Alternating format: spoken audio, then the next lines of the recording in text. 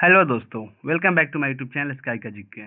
दोस्तों, आज के वीडियो में फिर हम लोग खान ग्लोबल स्टडीज का बिहार दरोगा के मेंस टेस्ट का डिस्कशन करेंगे, ठीक है। और आज का टेस्ट नंबर 6 है दोस्तों, ठीक है। इसका हम लोग टेस्ट 5 तक कर चुके हैं, आप हमारे चैनल पर देख सकते हैं, या इसका हम प्ले लिस्ट भी देंगे दोस्तों, डिस्क्रिप्शन में देख लीजिएगा, ठीक है। चलिए देखते हैं पहला क्वेश्चन क्या है। पहला क्वेश्चन है कि निम्न कथन पर विचार करना है, ठीक है। ऊपर कथन में से कौन सा कथन असत्य है, चुनना ही कौन सा कथन गलत है। तो पहला कथन दिया है, मिस्र और मेसोपोटामिया की तरह हड़प्पा स्थल से मंदिर का प्रमाण प्राप्त होता है। नहीं दोस्तों, ये गलत है, ठीक है। हड़प्पा सभ्यता में दोस्तों कोई मंदिर का प्रमाण नहीं मिलता है, ठीक है, तो गलत है। दूसरा है, लोथल से अग्नि पूजा के प्रमाण मिले हैं। हाँ, ये सही है, ठीक है, दूसरा कथन सही है। तीसरा है, हड़प्पाई लोग भूत प्रेतों में विश्वास नहीं करते थे, तो ये भी गलत है दोस्तों, ठीक है। ये लोग भरोसा करते थे उस सब पर। तो कौन कौन गलत हुआ, तो कथन 1 और कथन 3 जो है गलत है, तो आंसर होगा ऑप्शन नंबर कौन सा, सी हो जाएगा, ठीक है। आगे बढ़ते हैं और भी जान लेते हैं दोस्तों हड़प्पा सभ्यता के बारे में, ठीक है। तो इस समय जो सर्व प्रमुख देवता कौन थे, पशुपति थे, ठीक है। और सर्व प्रमुख देवी मातृ देवी थी, उर्वरता की देवी बोला जाता था। और पवित्र वृक्ष बोलेगा तो पीपल था। पवित्र पक्षी फाखवा था, डोव बोलते हैं उसको, ठीक है। और पवित्र पशु कुबर वाला बैल था, और एक श्रृंगी पशु था। और स्वास्तिक जो है सूर्य पूजा का प्रतीक, जो हड़प्पा की देन है स्वास्तिक, जो हम लोग देखते हैं, ठीक है। तो इसका आंसर ऑप्शन सी हो गया। आगे बढ़ते हैं हम लोग दूसरा क्वेश्चन की ओर। दूसरा क्वेश्चन है कि विशुद्धि मग का रचनाकार निम्न में से कौन है, बताइए। विशुद्धि मग का रचनाकार कौन है, तो आंसर होगा बुद्ध घोष है, ऑप्शन नंबर सी हो जाएगा, बुद्ध घोष। और ये विशुद्धि मग जो है ये पाली भाषा में लिखा गया है, ठीक है। और इसको त्रिपिटक की कुंजी भी कहा जाता है, इसी को याद रखिएगा, ठीक है दोस्तों, ठीक है ना। आगे बढ़ते हैं इसके बाद। तो नेक्स्ट क्या है, मिलान करना है। सूचीवान सूची को मिलाना है, एक तरफ वंश है, दूसरी तरफ आपका संस्थापक दिया हुआ है। तो पांड्य वंश के संस्थापक कौन है, बताइए, किससे मिला है, तो ये है इसका नेडियोन है। पांड्य वंश के संस्थापक नेडियोन है, ठीक है। उसके बाद आपका है कदम्ब वंश, तो इसके संस्थापक मयूर शर्मन है, तो चौथा से मिल गया। फिर है पल्लव वंश, तो पल्लव वंश के संस्थापक आप लोग जानते हैं कि सिंह वर्मन चतुर्थ है। और होयसल वंश के संस्थापक बताइए कौन है, तो ये हो जाएगा आपका विष्णुवर्धन, ठीक है, तीसरा से मिल गया। इसका आंसर क्या हो गया, ऑप्शन नंबर ए हो गया दोस्तों। इस सब वंश का राजधानी भी बताइए दोस्तों, जान लेते हैं। पांड्य वंश की राजधानी कहाँ था, मदुरै था, ठीक है। और पल्लव वंश का राजधानी जो है कांचीपुरम में था। और होयसल वंश का राजधानी द्वार समुद्र था, ठीक है। और पांड्यों का प्रतीक चिन्ह पूछेगा तो मछली था दोस्तों, ठीक है। और होयसल का प्रतीक चिन्ह ये था एक बाघ को मारता हुआ युवक, ठीक है। आगे बढ़ते हैं इसके बाद 4 नंबर क्वेश्चन की ओर, ठीक है। 4 नंबर क्वेश्चन क्या है कि अलाउद्दीन खिलजी के संबंध में कौन सा कथन सही है, बताइए इसमें से। पहला कथन दिया है कि इसने दक्षिण भारत पर प्रत्यक्ष शासन किया, नहीं, ये गलत है। दूसरा है इसके शासनकाल में संगम वंश की स्थापना हुई, ये भी गलत है दोस्तों। इसके बाद तीसरा है कि इसने चित्तौड़गढ़ का नामकरण खिजराबाद के रूप में किया, बिल्कुल सही है, यही कथन सही हो जाएगा, ऑप्शन नंबर सी हो जाएगा, सही है, ठीक है। बाकी गलत है। आगे बढ़ते हैं हम लोग पांचवा क्वेश्चन। पांचवा क्वेश्चन है, निम्नलिखित में से किस मुगल शाहजादा ने मजमा उल बहरैन की रचना की है, बताइए किसने किया है रचना, महमा उल बजरैन की, तो आंसर होगा दारा शिकोह किया है, ठीक है, ऑप्शन नंबर ए हो जाएगा, दारा शिकोह। और मजमा उल बहरैन का फारसी में अर्थ क्या होता है, दो समुद्रों का मिलन, ठीक है। और ये जो है दोस्तों आपके फारसी भाषा में लिखा गया था। और शाहजहां ने दारा शिकोह को शाह ए बुलंद इकबाल की उपाधि दिया था, ठीक है, याद रखिएगा, बहुत अच्छा प्रश्न है ये। आगे बढ़ते हैं इसके बाद 6 नंबर क्वेश्चन। 6 नंबर क्वेश्चन, निम्नलिखित कथनों का अध्ययन करें और उसके बाद बताना कि शिवाजी के संबंध में कौन सा कथन सत्य है। चलिए पढ़ते हैं। पहला है, पुतली बाई शिवाजी के साथ सती हुई थी, सही बात है। दूसरा है, जिंजी की विजय इनकी अंतिम विजय थी, ये भी सही है दोस्तों। तीसरा है, शिवाजी की भूरासो व्यवस्था मौलिक अंबर की व्यवस्था पर आधारित थी, हाँ, ये भी सही है। और चौथा है, वारना की संधि शिवाजी और मुगल के मध्य हुआ था, ये गलत है दोस्तों। ये आपका वारना की संधि जो है ये शिवाजी के समय नहीं हुआ था, ये 1731 में हुआ था, ठीक है। और ये साहू महाराज सतारा के और संभाजी द्वितीय कोल्हापुर के बीच हुआ था, याद रखिएगा। और शिवाजी और मुगलों के बीच जो प्रसिद्ध संधि हुआ है उसका नाम है पुरंदर की संधि, जो 1665 में हुआ था, ठीक है। और शिवाजी के समय में मंत्रिमंडल को अष्ट प्रधान कहा जाता था, जिसमें पेशवा प्रधानमंत्री कहलाता था, ठीक है। और वित्त मंत्री को अमात्य भी बुलाया जाता था, ये सभी ध्यान रखिएगा, ठीक है। और राज्याभिषेक पूछेगा, शिवाजी का राज्याभिषेक 1674 ईस्वी में रायगढ़ में, ठीक है, काशी के पंडित विशेश्वर भट्ट ने करवाया था, ये भी ध्यान रखिएगा। और जो है दोस्तों, भारतीय नौसेना का जनक शिवाजी को ही माना जाता है। और गोरिल्ला युद्ध, उन्होंने छापामार युद्ध नीति को नई ऊंचाई पर पहुंचाया था, ठीक है। और एक कर लगाए थे प्रमुख कर, चौथ था, स्वदेशमुखी था, काठी था, मिरासदार, ये सभी कर था जो शिवाजी द्वारा लगाया गया था। आगे बढ़ते हैं, इसका आंसर क्या हो गया? कथन 1, 2 और 3 सही है। ऑप्शन नंबर 2 हो गया, बी हो गया, ठीक है। 7वां प्रश्न देखते हैं, 52 काशी सुबोध रत्नाकर निम्नलिखित में से किस समाज सुधारक की रचना है? बताइए। तो आंसर होगा सावित्रीबाई फुले की रचना है ये, ऑप्शन नंबर ए आंसर हो जाएगा। और सावित्रीबाई फुले जी जो है दोस्तों, ये भारत की पहली महिला शिक्षिका भी है, ठीक है, ध्यान रखिएगा। और इन्होंने 52 काशी सुबोध रत्नाकर की रचना 1892 में किया है।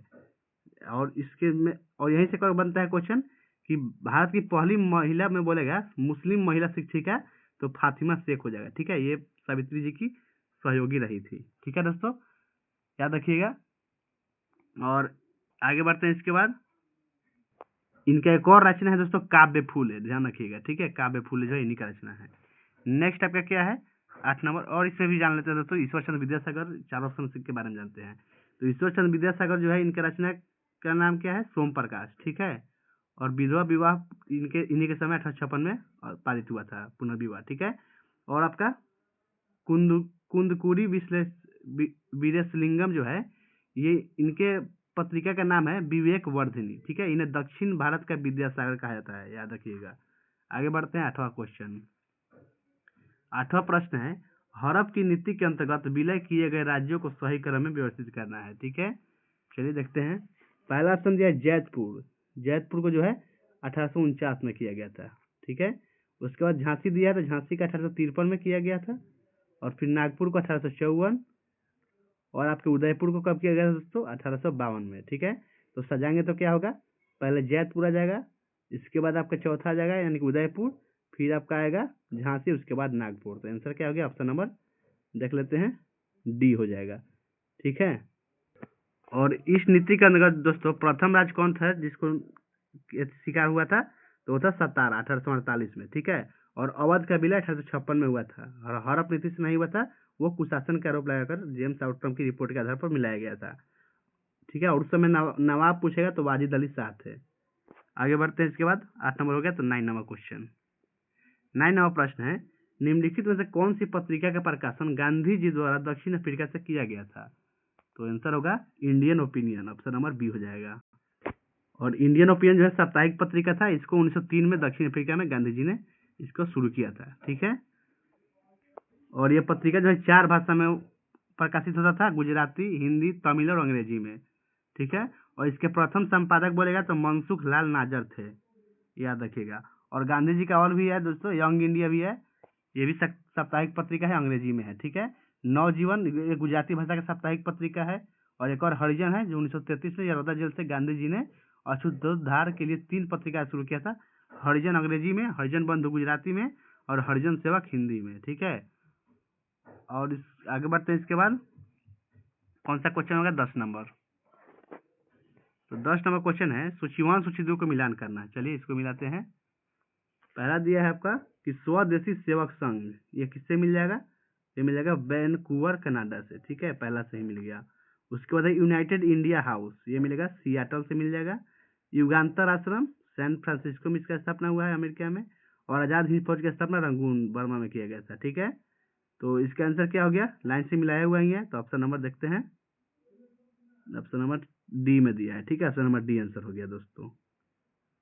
आगे बढ़ते हैं, इसके बाद 11 नंबर क्वेश्चन है, सुभाष चंद्र बोस भारतीय राष्ट्रीय कांग्रेस के त्रिपुरी अधिवेशन में किसको हराकर अध्यक्ष बने थे? बताइए, बहुत अच्छा प्रश्न है। तो इन्होंने जो है पट्टाभी सीतारामैया को हराया था, ऑप्शन नंबर बी हो जाएगा, पट्टाभी सीतारामैया को। और इसी को दोस्तों त्रिपुरी संकट भी बोला जाता था, क्योंकि महात्मा गांधी चाहते थे कि पट्टाभी सीतारामैया अध्यक्ष बने, लेकिन सुभाष चंद्र बोस ने चुनाव लड़ने का निर्णय लिया था, ठीक है। और परिणाम क्या हुआ? सुभाष चंद्र बोस ने पट्टाभी सीतारामैया को 203 मत से हरा दिया, ठीक है। और गांधी जी की प्रतिक्रिया क्या था इस पे कि इस हार पर गांधी जी ने कहा था कि पट्टाभी की हार मेरी हार है, ठीक है दोस्तों। और गांधी जी के विरोध और कार्यकारिणी समिति के असहयोग के कारण अप्रैल 1939 में सुभाष चंद्र बोस ने अध्यक्ष पद से इस्तीफा दे दिया था, ठीक है। और इससे पहले वे 1938 में हरिपुरा अधिवेशन का अध्यक्ष रह चुके थे। आगे बढ़ते हैं इसके बाद हम लोग। तो 12 नंबर क्वेश्चन, 12 नंबर प्रश्न है कि निम्नलिखित में से किस अधिवेशन द्वारा भारत में पहली बार विधायी परिषदों की स्थापना की गई? तो आंसर हो जाएगा 1861 का भारतीय परिषद अधिनियम, ऑप्शन नंबर बी हो गया, ठीक है। और इसको जो है इसी के द्वारा जो है, नहीं दोस्तों सॉरी, इसका आंसर ऑप्शन बी हो गया। और भी जान लेते हैं, ऑप्शन नंबर में दिया है 1858 का भारत शासन अधिनियम। तो इसमें जो है ईस्ट इंडिया कंपनी का शासन समाप्त हुआ और ताज का शासन शुरू हुआ था, ठीक है। और गवर्नर जनरल को वायसराय कहा जाने लगा इसी समय में, ठीक है, ध्यान रखिएगा। और प्रथम वायसराय कौन थे? लॉर्ड कैनिंग है।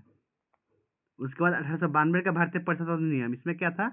इसके द्वारा पहली बार अप्रत्यक्ष चुनाव की प्रणाली शुरू हुई और सदस्यों को बजट पर बहस करने का अधिकार भी मिला, ठीक है, लेकिन वोट देने का अधिकार नहीं था, सिर्फ बहस का था। ये 1892 में था। और 1919 वाला तो आप तो जानते ही हैं कि ये तो चेम्सफोर्ड, इसी उस समय आपका वायसराय था चेम्सफोर्ड। और प्रांतों में द्वैत शासन इसी समय लागू हुआ था, याद रखिएगा। आगे बढ़ते हैं हम लोग नेक्स्ट 13 नंबर क्वेश्चन। चीन में 2000 वर्ष पुराने वंशवाद शासन प्रणाली के अंत और चीन गणराज्य के उद्भव का मुख्य कारण क्या था? तो उसका मुख्य कारण था सन 1911 में सन यात सेन के नेतृत्व में आंदोलन, यही मुख्य कारण था। आंसर हो जाएगा ऑप्शन नंबर सी हो जाएगा, ठीक है। और इन्हीं को दोस्तों आधुनिक चीन का पिता ही बोलते हैं, सन यात सेन को, याद रखिएगा। और चीन का अंतिम सम्राट पू यी था, ठीक है। नेक्स्ट 14 नंबर क्वेश्चन, बिहार का वह नवपाषाण कालीन स्थल कौन सा है जहां से हड्डी के उपकरण प्राप्त हुए हैं? तो आंसर हुआ चिरान से मिला है हड्डी, ऑप्शन नंबर ए हो जाएगा दोस्तों, चिरान से, ठीक है। और ये चिरान जो है दोस्तों अपने सारण जिला में है, ठीक है। गंगा, घाघरा, सोन और गंडक नदियों के संगम पर स्थित है, ठीक है। और इसके बाद और भी जान लेते हैं बिहार में कौन कौन है। एक चेचर है जो वैशाली जिला में स्थित है, ये नवपाषाण कालीन अवशेष यहाँ से मिला है, ठीक है। और सेनुआर ये रोहतास जिला में है। ताराडीह है, ये बोधगया में स्थित है। मनेर यह पटना में है। और चावल का साक्ष्य जो है, इन स्थलों से धान की भूसी और जले हुए चावल के दाने मिले हैं जो कृषि को दर्शाते हैं, ठीक है, याद रखिएगा। नेक्स्ट क्वेश्चन 15 नंबर देखते हैं। 15 नंबर प्रश्न है कि निम्नलिखित में से कौन अकबरकालीन बिहार का प्रमुख सूबेदार नहीं था? बताइए कौन नहीं था? तो मलिक जानी अकबर के समय नहीं था, ऑप्शन नंबर सी हो जाएगा आंसर, मलिक जानी, ठीक है। ये जो गुलाम मत से संबंध है इसका, मलिक जानी का। इसी मलिक जानी को जो दोस्तों इल्तुतमिश ने बिहार जीतकर वहां पर इसको सूबेदार नियुक्त किया था, याद रखिएगा, 1230 के आसपास, ठीक है। नेक्स्ट, और इस सभी के बारे में जान लेते हैं। जो मुनीम खां है, इनको जो है बिहार का पहला मुगल सूबेदार नियुक्त किया गया था, ठीक है। नेक्स्ट 16 नंबर क्वेश्चन क्या है? शिक्षा और स्वास्थ्य किस प्रकार के निवेश माने जाते हैं? तो आंसर होगा मानव पूंजी, ऑप्शन नंबर बी हो जाएगा, मानव पूंजी, ठीक है। आगे बढ़ते हैं इसके बाद दोस्तों 17 नंबर क्वेश्चन, मानव संसाधन का अर्थ क्या है? बताइए आंसर। तो होगा लोग और उसकी क्षमता। मानव संसाधन का अर्थ है लोग और उसकी क्षमता, याद रखिएगा। इसके बाद 18 नंबर क्वेश्चन है कि भारत में खाद्य सुरक्षा अधिनियम के अंतर्गत कौन सी योजना को कानूनी अधिकार के रूप में लागू किया गया है? तो आंसर होगा इसमें से सभी, ऑप्शन नंबर डी हो जाएगा, उपयुक्त सभी को। क्या क्या है? सार्वजनिक वितरण प्रणाली है, और उसके बाद मध्याह्न भोजन योजना, एकीकृत बाल विकास योजना, ये सभी है। आगे बढ़ते हैं 19 नंबर क्वेश्चन, गरीबी रेखा का निर्धारण किस आधार पर किया जाता है? तो आंसर हो जाएगा आय और उपभोग के आधार पर, ऑप्शन नंबर बी आंसर हो जाएगा, ठीक है। और गरीबी संबंधित प्रमुख समिति है, एक सुरेश तेंदुलकर समिति 2009 में, सी रंगराजन समिति ये 2014, लकड़वाला समिति 1993 और दादा भनोरी जो है 1868 में। ये सबसे पहले गरीबी का अनुमान इन्होंने ही लगाया था, ठीक है। आगे बढ़ते हैं इसके बाद 20 नंबर क्वेश्चन, मानव पूंजी और भौतिक पूंजी के संबंध में सत्य कथन का चयन कीजिए। इसमें से कौन सा कथन सही है? तो आंसर हो जाएगा मानव पूंजी अमूर्त है जबकि भौतिक पूंजी जो है मूर्त है, यही आंसर होगा, ऑप्शन नंबर ए हो जाएगा, ठीक है। मूर्त पूंजी उसको बोलते हैं जिसको हम देख सकते हैं और छू सकते हैं, ठीक है। और अमूर्त होता है जिसको नहीं देख सकते हैं नहीं छू सकते हैं, वो अमूर्त होता है। आगे बढ़ते हैं इसके बाद 21 नंबर क्वेश्चन, व्यष्टि अर्थशास्त्र और समष्टि अर्थशास्त्र के बीच अंतर क्या होगा? बताइए आंसर। तो हो जाएगा व्यष्टि अर्थशास्त्र व्यक्तियों और फर्मों के निर्णयों का अध्ययन करता है जबकि समष्टि अर्थशास्त्र संपूर्ण अर्थव्यवस्था का अध्ययन करता है, ठीक है। यही है दोनों, ऑप्शन नंबर सी इसका आंसर हो जाएगा। और व्यष्टि अर्थशास्त्र के जनक जो है वो कौन है दोस्तों, बताइए, कमेंट कीजिए, ठीक है। और आपका एक और है समष्टि अर्थशास्त्र, जिसके जनक तो आपको पता ही है कौन है, जेमकिंस है, ठीक है। इनके जेमकिंस का एक पुस्तक है जनरल थ्योरी, 1936 में आया था, याद रखिएगा, ठीक है दोस्तों। आगे बढ़ते हैं, इसके बाद 21 नंबर क्वेश्चन हो गया, तो 22 नंबर देखते हैं। 22 नंबर प्रश्न है, सरकार की आवश्यकता क्यों होती है, बताइए आंसर क्या होगा, तो है राज्य में व्यवस्था बनाए रखने के लिए सरकार की जरूरत होता है, ऑप्शन नंबर बी इसका आंसर हो गया, ठीक है। इसके बाद 23 नंबर क्वेश्चन है, लोकतंत्र में चुनाव क्यों आवश्यक है दोस्तों, तो इसका आंसर होगा जनता को अपना प्रतिनिधि चुनने का अधिकार देने के लिए चुनाव जरूरी है, ऑप्शन नंबर डी आंसर हो जाएगा, ठीक है। इसके बाद आगे बढ़ते हैं, 24 नंबर क्वेश्चन, पंचायती राज के संदर्भ में सत्य कथन चुनिए, कौन सा कथन सही है। पहला कथन है ग्राम सभा पंचायती राज व्यवस्था का सबसे निचला स्तर है, बिल्कुल सही है। दूसरा, जिला परिषद पंचायती राज व्यवस्था का सबसे ऊंचा स्तर है, ये भी सही है दोस्तों, ठीक है। दोनों कथन सत्य है, आंसर हो जाएगा ऑप्शन नंबर सी, दोनों सही है। भारत में जो है त्रिस्तरीय ढांचा है, जो बलवंत राय मेहता समिति की सिफारिश पर लगाया गया था, ठीक है, याद रखिएगा। पहला होता है आपका सबसे शीर्ष पर जिला परिषद होता है जिला के रूप में, उसके बाद आपका पंचायत समिति ब्लॉक स्तर पर होता है, और सबसे निचला स्तर ग्राम पंचायत होता है ग्राम स्तर पे, ठीक है। नेक्स्ट है 25 नंबर क्वेश्चन, इनमें से कौन सा सोशल मीडिया प्लेटफॉर्म नहीं है, बताइए। तो आपको पता है गूगल जो है सर्च इंजन है, ये सोशल मीडिया नहीं है, ऑप्शन नंबर ए आंसर हो जाएगा गूगल, ठीक है। और गूगल का स्थापना जो है 1998 में लैरी पेज और सर्गेई ब्रिन के द्वारा किया गया था, ठीक है, याद रखिएगा। आगे बढ़ते हैं, इसके बाद 26 नंबर क्वेश्चन, पुलिस और न्याय प्रणाली के संबंध में सही कथन चुनिए। पहला कथन है एफआईआर का पूरा रूप फर्स्ट इन्फॉर्मेशन रिपोर्ट है, सही बात है, पहला कथन सही है। दूसरा है एफआईआर केवल मजिस्ट्रेट दर्ज करता है, नहीं दोस्तों, ये गलत है, ठीक है। एफआईआर पुलिस थाना में भी दर्ज होता है, ठीक है, मजिस्ट्रेट द्वारा नहीं होता है, मजिस्ट्रेट के द्वारा केवल शिकायत दर्ज कराया जाता है, ठीक है, कंप्लेन। और एफआईआर तो पुलिस ही करता है, तो ये दूसरा कथन गलत हो गया, आंसर हो जाएगा केवल एक सही है, ऑप्शन नंबर बी हो गया। नेक्स्ट 27 नंबर क्वेश्चन, निम्नलिखित कथन पर विचार करें, उपरोक्त कथन के आधार पर सत्य कथन चुनना है, ठीक है। पहला कथन है कि भारत में राज्यपाल की नियुक्ति राष्ट्रपति के द्वारा किया जाता है, बिल्कुल सही है, और ये अनुच्छेद 155 में है, ठीक है, याद रखिएगा। इसके बाद दूसरा कथन, राज्यपाल का कार्यकाल 6 वर्ष का होता है, ये गलत है दोस्तों, 5 वर्ष का होता है, ठीक है, 6 वर्ष नहीं 5 वर्ष। और राज्यपाल राष्ट्रपति के प्रसाद प्रयत्न पद धारण करता है, यह भी ध्यान रखिएगा, ठीक है। तो आंसर क्या हो गया, केवल एक सही है, ऑप्शन नंबर बी आंसर हो जाएगा। प्रत्येक राज्य के लिए राज्यपाल होगा, 21 अनुच्छेद में है, अनुच्छेद 153 में कहा गया है, ठीक है। और 7वें संविधान संशोधन 1956 के द्वारा यह प्रावधान किया गया कि एक ही व्यक्ति को 2 या 2 से अधिक राज्यों का राज्यपाल नियुक्त किया जा सकता है, यह भी ध्यान रखिएगा, ठीक है। और राज्यपाल जो है राज्य के विश्वविद्यालयों का कुलाधिपति भी होता है, ये भी याद रखिएगा।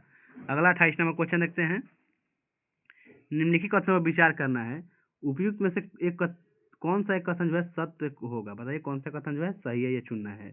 पहला कथन है 73वां संविधान संशोधन पंचायतों से संबंधित है, बिल्कुल सही है।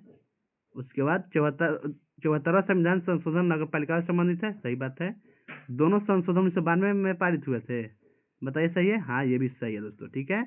तो आंसर क्या हो जाएगा, ऑप्शन नंबर डी होगा, सभी सही है। 73वां संविधान संशोधन जो है ये आपके 24 अप्रैल 1993 और 74वां जो है 1 जून 1993 को लागू किया गया था, ठीक है, और पारित हुआ था 1992 में। नेक्स्ट क्वेश्चन 29 नंबर देखते हैं। 29 नंबर प्रश्न है कि भारत में न्यायिक पुनरावलोकन की शक्ति किससे संबंधित है, बताइए आंसर। तो हो जाएगा सर्वोच्च न्यायालय से संबंधित है, ऑप्शन नंबर सी हो जाएगा सर्वोच्च न्यायालय से, ठीक है। और भारत में न्यायिक पुनरावलोकन की अवधारणा जो है ये कहाँ से लिया गया है दोस्तों, अमेरिका से लिया गया है, ठीक है। नेक्स्ट क्वेश्चन देखते हैं 30 नंबर। 30 नंबर प्रश्न है, निम्नलिखित कथनों पर विचार करना है, चुनना है कि सही विकल्प कौन सा है, ये चुनना है, ठीक है। पहला कथन है कि अनुच्छेद 370 जम्मू और कश्मीर को विशेष दर्जा प्रदान करता है, बिल्कुल सही है पहला कथन। दूसरा है कि इसे 2019 में 121वें संविधान संशोधन द्वारा हटाया गया, नहीं दोस्तों, दूसरा कथन जो है गलत है। और धारा अनुच्छेद 370 को हटाने के लिए कोई संविधान संशोधन नहीं किया गया था, ठीक है, इधर राष्ट्रपति के आदेश पर किया गया था। और 101वां संविधान संशोधन में जीएसटी से संबंधित है, ठीक है। आगे याद याद रखिए ये वाला। आगे बढ़ते हैं हम लोग नेक्स्ट क्वेश्चन। आंसर क्या, केवल एक सही है। 31 नंबर क्वेश्चन है कि मौलिक अधिकार के संबंध में सही कथन पर विचार करना है, ठीक है, और सही विकल्प चुनना है। पहला कथन दिया है मौलिक अधिकार संविधान के भाग 6 में है, ये तो पूरा गलत है, भाग 3 में है, ठीक है। उसके बाद यह न्यायालय द्वारा लागू कराया जा सकता है, सही है दोस्तों, हाँ ये सही है, ठीक है, इसको न्यायालय जो है लागू करा सकता है। और तीसरा है नागरिकों और विदेशी नागरिकों को दोनों को समान रूप से दिए गए हैं, नहीं दोस्तों, तीसरा गलत है। तो आंसर हो जाएगा केवल 2 सही है, ऑप्शन नंबर बी। कुछ अधिकार जैसे आपका अनुच्छेद 15, 16, 19, 29, 30 ये सभी जो है केवल भारतीय नागरिक को ही प्राप्त है, ठीक है। और संविधान का मैग्ना कार्टा भाग 3 को कहते हैं, ठीक है, याद रखिएगा। और जो है दोस्तों आपका मौलिक अधिकार भाग 3 के अनुच्छेद कहाँ से कहाँ तक है, 12 से 35 तक वर्णित है, ये भी ध्यान रखिएगा। और भाग 6 में क्या क्या है, राज्य सरकार से संबंधित है, भाग 6। नेक्स्ट 32 नंबर क्वेश्चन, भारतीय संविधान में संघीय व्यवस्था किस अनुच्छेद में वर्णित है, बताइए संघीय व्यवस्था किस अनुच्छेद में है। तो यह अनुच्छेद 1 में है, ऑप्शन नंबर ए हो जाएगा, अनुच्छेद 1 में, ठीक है। इसमें भारत को राज्यों का संघ कहा गया है, यूनियन ऑफ स्टेट्स। वर्तमान में भारत में जो है 28 राज्य और 8 केंद्र शासित प्रदेश है, आपको पता ही सब, ठीक है। नेक्स्ट देखते हैं दोस्तों 33 नंबर क्वेश्चन। 33 नंबर प्रश्न है कि राज्यसभा एक अस्थायी सदन है, लेकिन इसके कितने सदस्य हर 2 वर्ष में सेवानिवृत्त होते हैं। तो आंसर होगा 1/3 सदस्य, ठीक है, ऑप्शन नंबर सी आंसर हो जाएगा, ठीक है। 1/3 सदस्य जो है ऑप्शन सी में दिया है, तो यही ऑप्शन सी आंसर होगा। प्रत्येक 2 वर्ष में जो है ये सेवानिवृत्त हो जाते हैं। और कार्यकाल कितना होता है राज्यसभा सदस्य का, तो होता है 6 वर्ष होता है। और राज्यसभा का कार्यकाल नहीं होता है, ठीक है दोस्तों, सदस्य का कार्यकाल होता है। राज्यसभा को उच्च सदन बोलते हैं, आप तो पता ही है ये सब, ठीक है। और राज्यसभा में अधिकतम संख्या कितना निर्धारित है, 250 निर्धारित है, और वर्तमान में 245 है, ये भी ध्यान रखिएगा। और कभी भी भंग नहीं होता है राज्यसभा। लोकसभा भंग हो सकता है 5 साल में, ठीक है। और लोकसभा के सदस्य का कार्यकाल 5 वर्ष होता है, राज्यसभा का 6 वर्ष। लोकसभा के लिए न्यूनतम आयु 25 वर्ष है और राज्यसभा के लिए 30 वर्ष है, ठीक है। और आगे बढ़ते हैं इसके बाद नेक्स्ट क्वेश्चन क्या है, 34 नंबर। निम्नलिखित जीवों पर विचार करना है और उपरोक्त में से कौन सा एक कोशिकीय जीव है ये बताना है, ठीक है। एक कोशिकीय जीव कौन कौन है, तो इसमें से आपका पैरामीशियम, अमीबा और बैक्टीरिया, ये तीनों जो है एक कोशिकीय जीव है, ठीक है।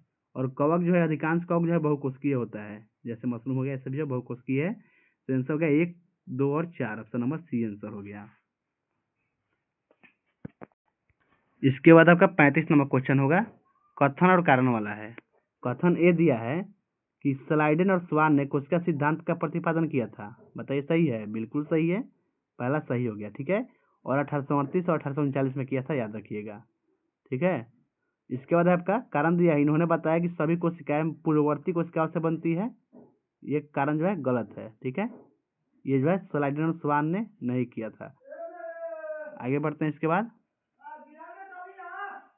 और ये किसने बताया था ये भी जान लीजिए कि कोशिकाएं पूर्ववर्ती कोशिकाओं से बनती है, तो ये आपको बताया था रुडोल्फ विर्चो ने 1855 में बताया था, ठीक है, ध्यान रखिएगा।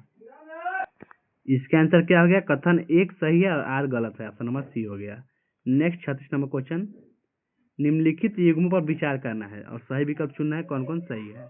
तो पहला दिया है कि कोशिका की खोज लीवेनहॉक ने किया था, तो दोस्तों ये गलत है। कोशिका की खोज जो है ये रॉबर्ट हुक 1665 में किया था, ठीक है। जीवित कोशिका बोलेगा तब लीवेनहॉक होगा, ठीक है। और सर्वप्रथम जीवित कोशिका की खोज रॉबर्ट हुक, ये गलत है दोस्तों। रॉबर्ट हुक जो है मृत कोशिका की खोज किए थे 1665 में, और जीवित कोशिका की खोज लीवेनहॉक किए थे कब, 1674 में, ध्यान रखिएगा। और तीसरा है जीव द्रव्य की खोज पुरकेंजे ने किया है, सही बात है, 1839 में किया था, ठीक है। और प्रोटोप्लाज्म यानी कि जीव द्रव्य शब्द का प्रयोग किया था। और चौथा है कि कोशिका सिद्धांत में संशोधन स्लाइडेन और स्वान गलत दिया हुआ है, ठीक है। तो केवल इसमें से केवल एक ही सही है, ऑप्शन नंबर ए आंसर हो जाएगा। कोशिका सिद्धांत में संशोधन जो है विर्चो ने किया था 1855 में, याद रखिएगा, ठीक है। और भी क्वेश्चन आता है, केंद्र की खोज पूछ लेता है, तो रॉबर्ट ब्राउन होगा 1831 में। जीव द्रव्य तो हो गया पुरकिंजे 1839, और जीवित कोशिका तो जान ही गया लीवेनहॉक 1672, और मृत कोशिका 1665 में रॉबर्ट हुक, ये सभी ध्यान रखिएगा। आगे बढ़ते हैं इसके बाद 37 नंबर क्वेश्चन। क्वेश्चन क्या है, ये भी कथन और कारण वाला क्वेश्चन है, चलिए पढ़ते हैं। कथन दिया है बहुकोशिकीय जीवों में श्रम विभाजन होता है, बताइए सही है, बिल्कुल सही है। कारण है शरीर के विभिन्न अंग अलग अलग कार्य करते हैं, ये भी सही है। तो आंसर होगा ऑप्शन ए हो जाएगा। ठीक है, दोनों सही है और सही स्पष्टीकरण भी है। नेक्स्ट 38 नंबर क्वेश्चन है, निम्नलिखित कथनों पर विचार करें और सही कथन का चयन करें। ठीक है, पहला कथन है कोशिका झिल्ली पूर्ण परागण में होती है। बताइए सही है? नहीं दोस्तों, ये गलत है। ठीक है, कोशिका झिल्ली पूर्ण परागण में नहीं होता है। उसके बाद अगला है कोशिका झिल्ली से CO2 विसरण द्वारा आर पार होते हैं। बिल्कुल सही है, दूसरा कथन सही है। तो आंसर होगा केवल 2 सत्य है, ऑप्शन नंबर बी हो जाएगा। आगे बढ़ते हैं 39 नंबर क्वेश्चन। रदरफोर्ड के अल्फा कण प्रकीर्णन प्रयोग के संदर्भ में निम्नलिखित कथनों पर विचार करें और उपयुक्त में से कौन सा कथन सत्य है, ये बताना है। पहला कथन है उन्होंने सोने की पन्नी इसलिए चुनी क्योंकि ये बहुत पतली परत चाहते थे, यह 1000 परमाणुओं के बराबर मोटी थी। ठीक है, ये पहला कथन सही है। दूसरा है इस प्रयोग ने दर्शाया कि परमाणु का संपूर्ण द्रव्यमान और धनावेश उसके बहुत छोटे से केंद्र यानी कि नाभिक में निहित होता है, ये भी सही है दोस्तों। और तीसरा है रदरफोर्ड ने अपने मॉडल में यह प्रस्तावित किया कि इलेक्ट्रॉन नाभिक के चारों ओर निश्चित कक्षाओं में बिना ऊर्जा खोए घूमते हैं। नहीं दोस्तों, ये गलत है। तीसरा गलत हो गया कथन।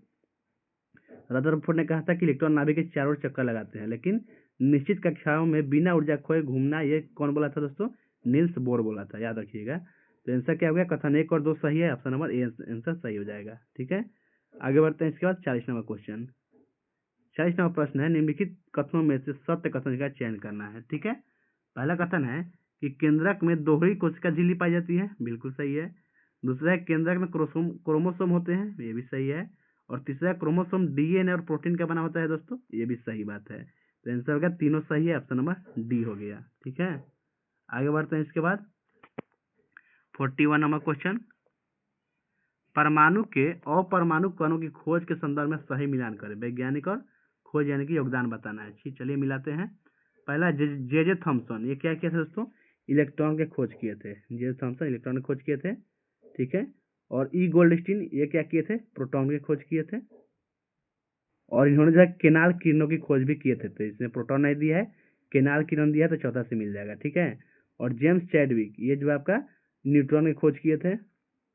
और उसके बाद अर्नेस्ट रदरफोर्ड ये आपके क्या किए थे दोस्तों? केंद्र की खोज किए थे, तो दूसरा से मिल जाएगा। ठीक है, और न्यूट्रॉन की खोज ये कब हुआ था? 1932 में। और केंद्र की खोज दोस्तों बताइए कब हुआ था? कमेंट कीजिए। इसके बाद इलेक्ट्रॉन की खोज, तो इलेक्ट्रॉन की खोज जो है 1897 में किया गया था। ठीक है, और केनाल की नई खोज 1886 में, ये भी याद रखिएगा। आगे बढ़ते हैं दोस्तों। इसका आंसर कौन सा ऑप्शन हो गया? ऑप्शन नंबर ए सही हो गया। नेक्स्ट इसके बाद 42 नंबर क्वेश्चन, ये भी मिलान करना है। चलिए इसको भी मिलाते हैं। पहला दिया है केंद्रकाय, ये क्या होता है? तो यह होता है दोस्तों केवल क्रोमेटिन पदार्थ का होता है। ठीक है, केंद्रकाय जो है केवल क्रोमेटिन पदार्थ का होता है। वायरस ये किससे मिलेगा? ये किसी भी प्रकार की झिल्ली नहीं होती है वायरस में। ठीक है, और कोशिका द्रव्य ये हो जाएगा, कोशिका में तरल पदार्थ होता है कोशिका द्रव्य। और क्रोमेटिन क्या होता है दोस्तों? तो ये मिल जाएगा धागों की तरह रचनाओं की जाल होता है क्रोमेटिन, चौथा से मिल गया। तो इसका आंसर ऑप्शन नंबर बी हो गया दोस्तों। ठीक है, आगे बढ़ते हैं। इसके बाद 43 नंबर क्वेश्चन क्या है? अभिकथन और कारण वाला है। कथन ए दिया है कि वायरस तब तक जीवन में गुण प्रदर्शित नहीं करते हैं जब तक वे किसी सजीव शरीर में प्रवेश नहीं करते। बिल्कुल सही है। और दूसरा कारण दिया है वायरस में अपना स्वयं का कोशिका द्रव्य और केंद्रक बहुत विकसित होता है। नहीं दोस्तों, ये गलत है। तो आंसर होगा ये सही है परंतु आर गलत है, ऑप्शन नंबर सी हो जाएगा। ठीक है, इसके बाद 44 नंबर क्वेश्चन, निम्नलिखित तापमानों को बढ़ते हुए क्रम में व्यवस्थित करना है। ठीक है, तो जल का क्वथनांक कितना होता है दोस्तों? ये किससे मिल जाएगा? तो आप तो जानते हैं 100 डिग्री सेल्सियस होता है। उसके बाद मानव शरीर का सामान्य ताप ये कितना होता है? तो ये हो जाएगा 37 डिग्री सेल्सियस। ठीक है, और कक्ष ताप कितना होता है? तो कक्ष ताप होगा 25 डिग्री सेल्सियस। और जल का हिमांक 0 डिग्री सेल्सियस होता है। तो सजा लीजिए, पहले आपका 4 आएगा, उसके बाद कक्ष ताप यानी कि तीसरा, उसके बाद दूसरा, उसके बाद पहला। 4 3 2 1। तो आंसर कौन सा हो गया? ऑप्शन नंबर ए हो गया। ठीक है, बढ़ते हुए क्रम में सजाना था। आगे बढ़ते हैं। इसके बाद दोस्तों नेक्स्ट कितना नंबर होगा? 45 नंबर क्वेश्चन। 45वां प्रश्न है हाल ही में जारी निर्यात तैयारी सूचकांक में के संदर्भ में निम्नलिखित कथनों पर विचार करना है और सत्य विकल्प चुनना है। पहला दिया है कि इसे वाणिज्य एवं उद्योग मंत्रालय द्वारा जारी किया गया था। गलत है दोस्तों, इसको नीति आयोग ने जारी किया था। ठीक है, दूसरा है रिपोर्ट के अनुसार बड़े राज्यों में महाराष्ट्र प्रथम स्थान पर है। बिल्कुल सही है। और जिला निर्यात में प्रथम स्थान पर जामनगर है, ये भी सही है। तो आंसर होगा 2 और 3 सही है, ऑप्शन नंबर बी हो गया। आगे बढ़ते हैं 46 नंबर क्वेश्चन। भारतीय विशिष्ट पहचान प्राधिकरण ने हाल ही में किस नाम से आधार का शुभंकर जारी किया है? तो आंसर हो जाएगा उदय के नाम से, ऑप्शन नंबर सी हो जाएगा। ठीक है, आगे बढ़ते हैं। इसके बाद 47 नंबर क्वेश्चन। जनवरी 2026 में ईरान में बढ़ते तनाव के बीच भारतीय नागरिकों को सुरक्षित वापसी के लिए भारत सरकार ने कौन सा ऑपरेशन शुरू किया था? बताइए। तो ऑपरेशन का नाम है ऑपरेशन स्वदेश, ऑप्शन नंबर ए आंसर हो जाएगा। ठीक है, ऑपरेशन स्वदेश है। नेक्स्ट 48 नंबर प्रश्न। शांति निरस्त्रीकरण और विकास के लिए प्रदान किए जाने वाले इंदिरा गांधी पुरस्कार 2025 के लिए किसको चुना गया था? तो 2025 में मिला है दोस्तों ग्रासा मसैल को, ऑप्शन नंबर सी हो जाएगा। ठीक है, ग्रासा मसैल, और ये दक्षिण अफ्रीका के हैं। ठीक है, ये भी ध्यान रखिएगा। और इंदिरा गांधी पुरस्कार की स्थापना जो है ये 1986 में किया गया था। आगे बढ़ते हैं 49 नंबर प्रश्न। उत्तराखंड में आयोजित 38वें राष्ट्रीय खेल 2025 में बिहार ने किस खेल में स्वर्ण पदक जीता था? तो महिला लॉन बॉल में स्वर्ण पदक जीता है, ऑप्शन नंबर सी हो जाएगा, महिला लॉन बॉल। ठीक है, और फाइनल में दोस्तों पश्चिम बंगाल को हराया था। और इसमें जो है राष्ट्रीय खेल में बिहार जो है टोटल 12 पदक जीता, जिसमें 1 स्वर्ण, 6 रजत और 5 कांस्य था। ठीक है, और महिला रग्बी टीम जो है ये रजत पदक जीती है। ठीक है दोस्तों, आगे बढ़ते हैं। इसके बाद हाँ, और भी जान लेते हैं अंतर्राष्ट्रीय राष्ट्रीय खेल के बारे में। तो इसका आयोजन तो उत्तराखंड में देहरादून, हल्द्वानी और ऋषिकेश जैसे शहरों में किया गया था। और शुभंकर पूछता है तो शुभंकर मौली था। ठीक है, ये मौली जो उत्तराखंड के राज्य पक्षी मोनाल से प्रेरित था। और बिहार का रैंक 29वें स्थान पर रहा था, और 30वें स्थान पर सर्विसेज था 68 स्वर्ण पदकों के साथ। ठीक है, आगे बढ़ते हैं 50 number question. Visakhapatnam railway station पर तैनात भारतीय रेलवे के पहले ह्यूमनॉइड रोबोट का नाम क्या है? बताइए। तो रोबोट का नाम है ASC अर्जुन नाम है, ऑप्शन नंबर डी हो जाएगा। ठीक है, ASC अर्जुन। नेक्स्ट इसके बाद देखते हैं दोस्तों 51वां प्रश्न। भारतीय राष्ट्रीय अंतरिक्ष अनुसंधान समिति का गठन कब हुआ था? तो इसका गठन 1962 में हुआ था, ऑप्शन नंबर ए हो जाएगा 1962 में। ठीक है, और इसकी स्थापना महान वैज्ञानिक डॉक्टर विक्रम साराभाई की दूरदर्शिता और प्रधानमंत्री जवाहरलाल नेहरू के समर्थन में हुआ था। ठीक है दोस्तों, और यही समिति जो है आगे चलकर 15 अगस्त 1969 को इसरो के रूप में पुनर्गठित हुई थी। आगे बढ़ते हैं 52 नंबर क्वेश्चन। IGMDP का पूर्ण रूप बताइए। तो IGMDP का पूर्ण रूप क्या होगा? आंसर होगा integrated guided missile development programme, option number a answer हो जाएगा। ठीक है, और इस कार्यक्रम के तहत 5 को प्रमुख मिसाइल है जिसको आप पटना से याद कर सकते हैं। ठीक है, PATNA पटना। ठीक है, P से पृथ्वी जो सतह से सतह मार करने वाला कम दूरी का बैलिस्टिक मिसाइल है। A से अग्नि हो गया जो सतह से सतह पर मार करने वाली माध्यम से अंतर महाद्वीपीय बैलिस्टिक मिसाइल है। और T से होगा त्रिशूल, ये सतह से हवा में मार करने वाला है। ठीक है, और N से नाग हो जाएगा, ये तीसरी पीढ़ी के टैंक रोधी मिसाइल है। और S से क्या होगा? आकाश, सतह से हवा में मार करने वाली मध्यम दूरी की मिसाइल है। ठीक है, ये सभी ध्यान रखिएगा दोस्तों। आगे बढ़ते हैं 53 नंबर क्वेश्चन। इसमें क्या है? असत्य विकल्प चुनना है। इसमें से कौन सा कथन जो है असत्य है? पहला कथन है प्रथम शीतकालीन ओलंपिक खेल का आयोजन 1924 में हुआ था, सही बात है। प्रथम पैरालंपिक खेल का आयोजन 1960 में हुआ, ये भी सही है। अंतर्राष्ट्रीय ओलंपिक समिति की स्थापना 1894 में किया गया था, ये भी सही है दोस्तों। और चौथा है अंतर्राष्ट्रीय ओलंपिक समिति के प्रथम अध्यक्ष बेरोन पियरे डिकार्विन दिया है, तो ये गलत है। ठीक है, प्रथम अध्यक्ष कौन थे? डेमेट्रियस बिकेलास थे, याद रखिएगा। ठीक है, और आगे बढ़ते हैं। इसका आंसर क्या हो गया? ऑप्शन नंबर डी हो गया जो गलत था। आगे बढ़ते हैं दोस्तों 54 नंबर क्वेश्चन। संस्था और मुख्यालय को मिलान करना है। पहला दिया यूरोपीय संघ का मुख्यालय कहाँ है? तो बेल्जियम ब्रुसेल्स में है। और आर्थिक सहयोग और विकास संगठन का मुख्यालय यानी कि OECD का मुख्यालय पेरिस फ्रांस में है। ठीक है, और राष्ट्रमंडल का मुख्यालय कहाँ है? ये तो आप जानते हैं कि लंदन में है। और सार्क का मुख्यालय काठमांडू, ये भी आप जानते हैं। ठीक है, आगे बढ़ते हैं और इसका ईयर भी जान लेते हैं दोस्तों। यूरोपीय संघ का स्थापना जो है 1993 में हुआ था। ठीक है, मॉस्ट्रिच संधि द्वारा, ये भी याद रखिएगा। और OECD का मुख्यालय 1961, OECD का स्थापना जो है दोस्तों ये 1961 में हुआ है। और राष्ट्रमंडल का स्थापना आप जानते हैं 1949 में हुआ है। और सार्क का स्थापना 1985 ढाका में स्थापना हुआ है, लेकिन मुख्यालय काठमांडू है। ठीक है, आगे बढ़ते हैं हम लोग 55 नंबर क्वेश्चन। तो 55 नंबर क्वेश्चन है कि बिहार विधान परिषद का गठन किस अधिवेशन के तहत किया गया था? बताइए। तो आंसर होगा भारत सरकार अधिनियम 1919 के द्वारा। ठीक है, और बिहार विधान परिषद के प्रथम सभापति पूछेगा दोस्तों तो क्या आंसर जाएगा? सर वाल्टर मॉडे थे। ठीक है, नेक्स्ट हम लोग 56 नंबर क्वेश्चन देखते हैं। बिहार के पहले कार्यवाहक मुख्यमंत्री कौन थे? बताइए, बहुत अच्छा क्वेश्चन है। बिहार के पहले कार्यवाहक मुख्यमंत्री दीप नारायण सिंह थे। ठीक है, ऑप्शन नंबर सी आंसर हो जाएगा, दीप नारायण सिंह। ये जो है, जब बिहार के प्रथम मुख्यमंत्री श्री कृष्ण सिंह का मृत्यु हुआ था 31 जनवरी 1961 को, तो इसके बाद जो है दीप नारायण सिंह को बिहार के कार्यवाहक मुख्यमंत्री बनाया गया था। ठीक है, याद रखिएगा, इनका कार्यकाल लगभग 17 दिन का था। ठीक है दोस्तों, आगे बढ़ते हैं। इसके बाद नेक्स्ट 57 नंबर क्वेश्चन। तो 57 नंबर प्रश्न है कि बिहार का वह जिला जिसकी सीमा नेपाल और उत्तर प्रदेश दोनों को स्पर्श करती है। बहुत ही इंपॉर्टेंट क्वेश्चन है। तो कौन सा जिला दोनों को स्पर्श करता है दोस्तों? तो होगा पश्चिमी चंपारण होगा, ऑप्शन नंबर बी हो जाएगा पश्चिमी चंपारण। ठीक है, और नेपाल से टोटल जो है 7 जिला लगता है बिहार का, और उत्तर प्रदेश से 8 जिला लगता है। ठीक है, और यहाँ से एक और पूछ सकता है कि नेपाल और वेस्ट बंगाल से मिलने वाला जिला कौन सा है बिहार का? तो वह किशनगंज। ठीक है, ये भी ध्यान रखिएगा दोस्तों। और झारखंड से कितना जिला मिलता है? 8 गो झारखंड से मिलता है, और पश्चिम बंगाल से 3 गो जिला मिलता है। ठीक है, पश्चिम बंगाल से किशनगंज, पूर्णिया, कटिहार, ये 3 गो मिलता है। आगे बढ़ते हैं 58 नंबर क्वेश्चन।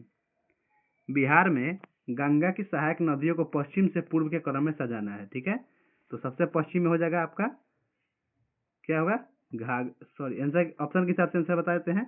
ऑप्शन के हिसाब से आंसर ऑप्शन बी होगा। ठीक है, सरयू, उसके बाद गंडक, और उसके बाद बूढ़ी गंडक, और उसके बाद आता है बागमती। ठीक है, लाइन से सुन लीजिए दोस्तों, घाघरा को ही सरयू बोला जाता है। ठीक है दोस्तों, सरयू को ही घाघरा बोलते हैं। तो क्या हुआ? घाघरा, गंडक, बूढ़ी गंडक, बागमती, कमला, कोसी, महानंदा, सबको ध्यान रखिएगा लाइन से। ठीक है, इसके बाद 59 नंबर क्वेश्चन देखते हैं। तो 59 नंबर प्रश्न है कि वर्ष 2011 की जनगणना के अनुसार बिहार का वह एकमात्र जिला जो राष्ट्रीय साक्षरता दर से ऊपर है, कौन सा जिला है? तो वह रोहतास है, ऑप्शन नंबर सी होगा। ठीक है, रोहतास। रोहतास का जो है साक्षरता दर 73.37% है। ठीक है, और टोटल भारत का साक्षरता दर कितना है? 73% है। ठीक है दोस्तों, और सबसे कम साक्षरता वाला जिला जो है पूर्णिया है बिहार का, और सर्वाधिक पुरुष साक्षरता तो रोहतास में है, और न्यूनतम पुरुष साक्षरता ये भी पूर्णिया में है, और महिला में भी रोहतास है, और न्यूनतम महिला साक्षरता याद कर लीजिएगा यह सहरसा का है। ठीक है दोस्तों, और रोहतास को ये भी ध्यान रखिएगा, बिहार के धान का कटोरा बोला जाता है रोहतास जिला को। ठीक है, नेक्स्ट 60 नंबर क्वेश्चन। 60 नंबर प्रश्न है, निम्नलिखित में से कौन सा बाघ अभयारण्य डेल्टा क्षेत्र में अवस्थित है? बताइए कौन है? तो आंसर क्या होगा दोस्तों? आपका सुंदरवन हो जाएगा, जो डेल्टा क्षेत्र में है। ऑप्शन नंबर सी हो जाएगा सुंदरवन। ठीक है, और आपका सिमलीपाल है, ये कहाँ है दोस्तों? ये उड़ीसा के मयूरभंज जिला में है। ठीक है, डेल्टा में नहीं है। और कान्हा राष्ट्रीय उद्यान ये मध्य प्रदेश में स्थित है, और नामदफा तो जानते हैं अरुणाचल प्रदेश में स्थित है। ठीक है, और प्रोजेक्ट टाइगर भी जान लेते हैं। 1 अप्रैल 1973 को प्रोजेक्ट टाइगर की शुरुआत किया गया था। ठीक है, और टाइगर मैन ऑफ इंडिया ध्यान रखिएगा कैलाश श्रृंखला को बोलते हैं। ठीक है, और भारत में सबसे अधिक बाघ मध्य प्रदेश में है, और टाइगर स्टेट भी बोलते हैं मध्य प्रदेश को। ठीक है, और बाघ दिवस भी याद कर लीजिएगा दोस्तों, 29 जुलाई को मनाते हैं बाघ दिवस। इसके बाद देखते हैं 61 नंबर क्वेश्चन। भारत के मानक समय के निर्धारण में 82.5 डिग्री पूर्वी देशांतर को अपनाने का मुख्य कारण क्या है? तो आंसर होगा यह भारत के लगभग मध्य से गुजरता है, इसीलिए ऑप्शन नंबर बी आंसर हो गया। ठीक है, नेक्स्ट है आपका 62 नंबर क्वेश्चन। निम्नलिखित परियोजनाओं को संबंधित नदियों से मिलान करना है। ठीक है, तो दामोदर घाटी परियोजना किस नदी पर है दोस्तों? यह दामोदर नदी पर, जो 1948 में इसका स्थापना हुआ है। उसके बाद भाखड़ा नंगल परियोजना, ये आपके हुआ है किस नदी पर दोस्तों? तो ये आपके सतलज नदी पर है, और गांधी सागर परियोजना जो है चंबल नदी पर है। ठीक है, तो आंसर कौन सा ऑप्शन हो गया? ऑप्शन नंबर ए आंसर हो गया। आगे बढ़ते हैं 63 नंबर क्वेश्चन। तो 63 नंबर क्वेश्चन क्या है कि भारत की झीलों को संबंधित राज्यों से मिलान करना है। ठीक है, चलिए इसको मिलाते हैं। पहला दिया है दोस्तों बुलर झील, तो बुलर झील जो है जम्मू कश्मीर में है, दूसरा से मिल जाएगा। ठीक है, और ये जो है भारत में मीठे पानी की सबसे बड़ी झील है बुलर झील। उसके बाद चिल्का झील, तो ये आपके उड़ीसा में है, और यह भारत की सबसे बड़ी खारे पानी की तटीय झील है। और सांबा झील जो है राजस्थान में है, यह भारत की सबसे बड़ी अंतर्देशीय खारे पानी की झील है। ठीक है, याद रखिए। तो आंसर क्या हो गया? ऑप्शन नंबर ए आंसर हो गया इसका भी। इसके बाद आपका 64 नंबर क्वेश्चन। निम्नलिखित में से विवर्तनिक प्रक्रिया से निर्मित मीठे पानी की झील कौन सा है? तो अभी ऊपर पढ़े हैं बुलर झील है, ठीक है, जो भारत की सबसे बड़ा मीठे पानी का झील है। ऑप्शन नंबर बी इसका आंसर हो गया। और इस झील के पानी का मुख्य स्रोत झेलम नदी है, ये भी ध्यान रखिएगा, ठीक है दोस्तों। आगे बढ़ते हैं हम लोग 65 नंबर क्वेश्चन। यदि भारत का मानक समय 75 डिग्री पूर्वी देशांतर के स्थान पर 90 डिग्री पूर्वी देशांतर पर आधारित होता, तो पूर्वोत्तर भारत के समय में लगभग कितना अंतर होता? तो बताइए आंसर। तो आंसर हो जाएगा, वो जो है 1 घंटा आगे होता। ऑप्शन नंबर डी हो जाएगा, ठीक है, 1 घंटा आगे। 1 डिग्री देशांतर घूमने में 4 मिनट का समय लगता है दोस्तों, ठीक है, ध्यान रखिएगा। इसके बाद आपका 66 नंबर क्वेश्चन क्या है कि दक्कन के पठार की सबसे विशिष्ट भू आकृति विशेषता कौन सी है? तो वो है बेसाल्टिक लावा से निर्मित काली मिट्टी, यही आंसर हो जाएगा, ऑप्शन नंबर डी। नेक्स्ट आगे बढ़ते हैं। क्या है क्वेश्चन, निम्नलिखित में से गलत सुमेलन चुने। कौन जो है गलत सुमेलित है, ये चुनना है। पहला है कश्मीर हिमालय झेलम से सिंधु, ये तो गलत हो गया। कश्मीर हिमालय जो दोस्तों ये पंजाब हिमालय के अंतर्गत ही आता है, और इसका समग्र विस्तार जो है सिंधु नदी से सतलज नदी के बीच में है, ठीक है। तो ये पहला कथन गलत हो गया, यही इसका आंसर हो जाएगा। बाकी आपका पंजाब हिमालय सिंधु से सतलज सही है, कुमाऊं हिमालय सतलज से काली सही है, नेपाल हिमालय काली से तीस्ता सही है। और एक और कौन सा हिमालय होता है दोस्तों, बताइए? असम हिमालय एक और होता है जो तीस्ता से ब्रह्मपुत्र के बीच है, ठीक है। और इसमें सबसे बड़ा जो है 800 किलोमीटर नेपाल हिमालय का भाग है, ठीक है, 800 किलोमीटर लंबाई है उसका। आगे बढ़ते हैं। इसके बाद 68 नंबर क्वेश्चन कि मरुस्थल में वनस्पतियों के पत्तियों का कांटों के रूप में परिवर्तन का मुख्य उद्देश्य क्या है? तो जल संचरण हो जाएगा मुख्य उद्देश्य, ऑप्शन नंबर बी हो जाएगा, जल संचरण है, ठीक है। आगे बढ़ते हैं। इसके बाद कितना नंबर, 69 नंबर क्वेश्चन। क्वेश्चन क्या है कि निम्नलिखित में से असत्य कथन चुनना है, ठीक है, असत्य कथन चुनिए, कौन है असत्य। पहला ऑप्शन है बुध के पास स्वयं का उपग्रह नहीं है, बिल्कुल सही बात है। दूसरा है कोई भी ग्रह मंगल जितना पृथ्वी के निकट नहीं है दोस्तों, ये गलत है। मंगल से निकट तो शुक्र है जो पृथ्वी के सबसे न्यूनतम दूरी पर है, ठीक है। तो दूसरा कथन गलत हो गया, यही इसका आंसर हो जाएगा, ऑप्शन बी। आगे है मंगल ग्रह को लाल ग्रह कहते हैं, बिल्कुल सही बात है। और सभी ग्रह सूर्य की परिक्रमा करते हैं, ये भी सही बात है दोस्तों, ठीक है। और इसमें से और महत्वपूर्ण क्वेश्चन आगे पूछता है कि पृथ्वी की बहन या भोर का तारा, सांझ का तारा किसको बोलते हैं? शुक्र ग्रह को बोलते हैं, ठीक है। आगे बढ़ते हैं। इसके बाद हम लोग 70 नंबर क्वेश्चन, आइजक न्यूटन ने श्वेत प्रकाश के स्पेक्ट्रम वर्णक्रम के पुनर्योजन के लिए क्या प्रयोग किया था? बताइए। तो प्रयोग किया था, उन्होंने एक दूसरा सर्वसम प्रिज्म वाले प्रिज्म के सापेक्ष उल्टी स्थिति में रखा था, ऑप्शन नंबर बी इसका आंसर हो जाएगा, ठीक है। आगे बढ़ते हैं। 71 नंबर क्वेश्चन। क्वेश्चन है कि स्थायी चुंबक और विद्युत चुंबक में एक मुख्य अंतर क्या है दोस्तों, बताइए। तो इसमें मुख्य अंतर है विद्युत चुंबक की ध्रुवता बदली जा सकती है, लेकिन स्थायी चुंबक नियत रहता है, यही अंतर है, ऑप्शन नंबर ए आंसर सही हो जाएगा, ठीक है। और स्थायी चुंबक जो है दोस्तों ये किससे बनता है, बताइए। तो स्थायी चुंबक बनता है इस्पात से, यानी कि स्टील के मिश्र धातुओं से। और विद्युत चुंबक नरम लोहा से बनाया जाता है, ये भी ध्यान रखिएगा। आगे आपका 72 नंबर क्वेश्चन, आवर्धन के मान और उसके चिन्ह के संबंध में सही मिलान करना है। चलिए मिलाते हैं। एम का मान है और प्रतिबिंब की प्रकृति है। तो पहले एम बराबर -1 होगा, तो प्रकृति क्या होगा बताइए।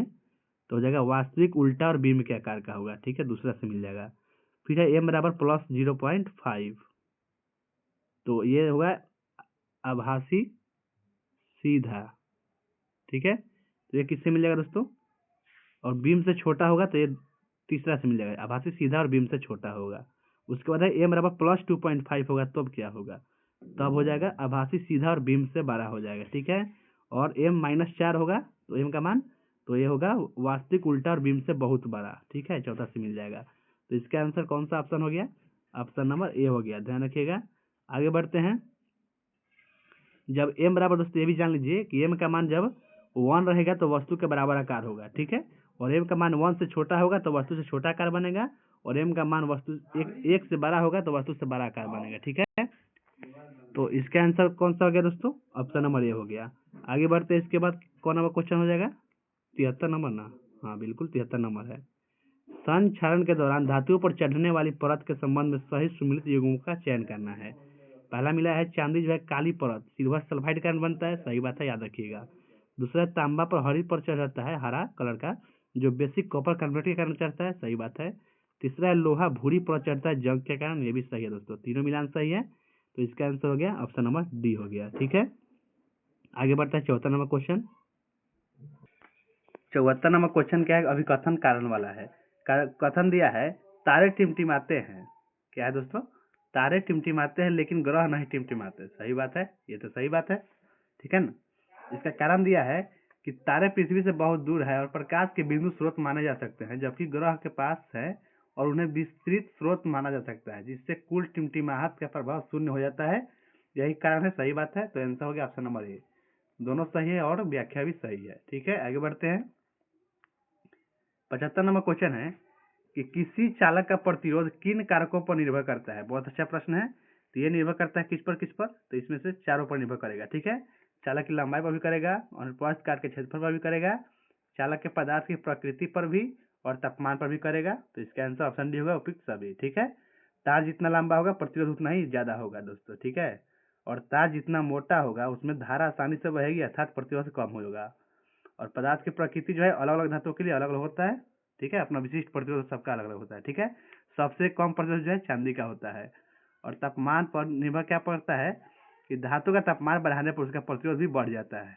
ठीक है, नेक्स्ट क्वेश्चन इसके बाद 76 नंबर। चलिए अब क्या है दोस्तों, मैथ का क्वेश्चन है, तो आप लोग वीडियो रोककर बना सकते हैं, इसका हम सिर्फ आंसर बताते चलेंगे। ठीक है, तो 76 का आंसर 40 डिग्री आएगा। इसके बाद 77 नंबर क्वेश्चन क्या है, देखिए बना लीजिए। तो इसका आंसर आपको आएगा 1, 2 और 3, option number D.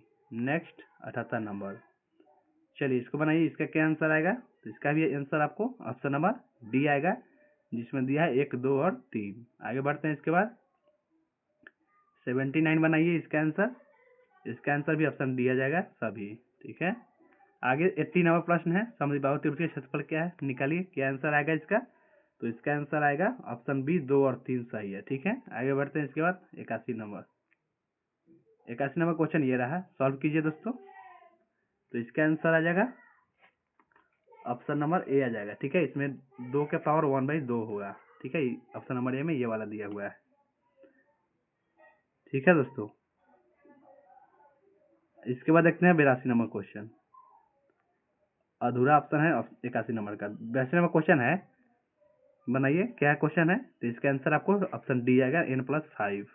Next 83 number question, इसको सॉल्व कीजिएगा तो आंसर आएगा महिलाओं की अपेक्षा पुरुष अधिक संख्या में सफल रहे हैं, ऑप्शन सी आएगा। ठीक है, आगे आपका 84 नंबर क्वेश्चन है, सॉल्व कीजिए क्या आंसर आएगा दोस्तों। इसका आंसर आपको 10/9 आना चाहिए। आगे बढ़ते हैं। 85 नंबर प्रश्न का आंसर इसको आएगा 1600 और 1200, ऑप्शन नंबर बी हो गया। आगे देखते हैं इसके बाद 86 नंबर। तो 86 का आंसर क्या आएगा, सॉल्व कीजिए दोस्तों। तो इसका आंसर आएगा ऑप्शन सी। ठीक है, आगे बढ़ते हैं। 87 नंबर, सॉल्व कीजिए, इसका आंसर भी ऑप्शन डी आएगा। ठीक है, 40 मीटर आएगा। नेक्स्ट 88 नंबर प्रश्न है, सॉल्व कीजिए, इसका आंसर ऑप्शन सी आएगा, 3/5। ठीक है, नेक्स्ट 89 नंबर क्वेश्चन, बताइए इसका आंसर क्या आएगा दोस्तों। इसका आंसर ऑप्शन ए आएगा, आपको सॉल्व कीजिएगा, माध्यिका निकालना है। नेक्स्ट 90 नंबर प्रश्न है, इसका आंसर बताइए। इसका आंसर ऑप्शन डी होगा, केवल 3 या 1 और 2। ठीक है, 91 नंबर प्रश्न क्या है, ये वाला है, सॉल्व कीजिए, रीजनिंग है। तो इसका आंसर आपको आना चाहिए ऑप्शन बी, दक्षिण पश्चिम आना चाहिए। आगे बढ़ते हैं 92 नंबर क्वेश्चन, इसको सॉल्व कीजिएगा तो आंसर इसका आना चाहिए ऑप्शन नंबर ए आना चाहिए दोस्तों। ठीक है, आगे बढ़ते हैं। इसके बाद 93 नंबर क्वेश्चन, सॉल्व कीजिए, रीजनिंग है। इसके बाद यहाँ व्हाट के जगह पे क्या होगा बताइए।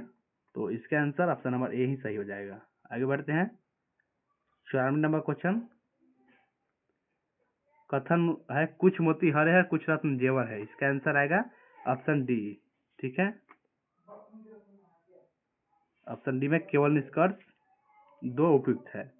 ठीक है, इसके बाद आपका 95 नंबर क्वेश्चन, सॉल्व कीजिए इसको। इसमें आपको बताना है कितना रेखा है, थोड़ा छोटा कर देते हैं, बना लीजिए। तो इसमें जो है टोटल आपको कितना रेखा है, 17 रेखा है। ठीक है, नेक्स्ट 96 नंबर प्रश्न, बताना है कि व्हाट के जगह पे क्या आएगा। तो 96 का थोड़ा अधूरा है, तो इसका आंसर आपको आएगा ऑप्शन सी आएगा। ठीक है, इसका पिक्चर ही हटा दिया है। नेक्स्ट 97 नंबर, इसको सॉल्व कीजिए। तो 97 का ऑप्शन नंबर बी आंसर आ जाएगा। ठीक है, देख लीजिए क्या है, ऑप्शन नंबर बी हो गया। नेक्स्ट है दोस्तों 98 नंबर प्रश्न, ये रहा, इसका सॉल्व कीजिए, क्या आंसर आएगा, इसका आएगा ऑप्शन नंबर ए आंसर आ जाएगा 9। नेक्स्ट 99 नंबर प्रश्न सॉल्व कीजिएगा तो क्या आंसर आएगा दोस्तों, इसका आंसर आपको ऑप्शन बी आना चाहिए, दादी। ठीक है, और अंतिम प्रश्न देखिए दोस्तों, इसको सॉल्व कीजिए, क्या आंसर आएगा, तो इसका आंसर आएगा ऑप्शन नंबर सी, यानी कि 2 आंसर आएगा दोस्तों। ठीक है, तो थैंक यू दोस्तों, आज का सेट समाप्त होता है। अगर आपको ये सेट अच्छा लगा है तो लाइक कर दीजिए, अपने दोस्तों भी शेयर कर दीजिए। ठीक है, और चैनल पर नया है तो चैनल को सब्सक्राइब जरूर कीजिएगा। मिलते हैं नेक्स्ट वीडियो में, तब तक के लिए टाटा बाय बाय।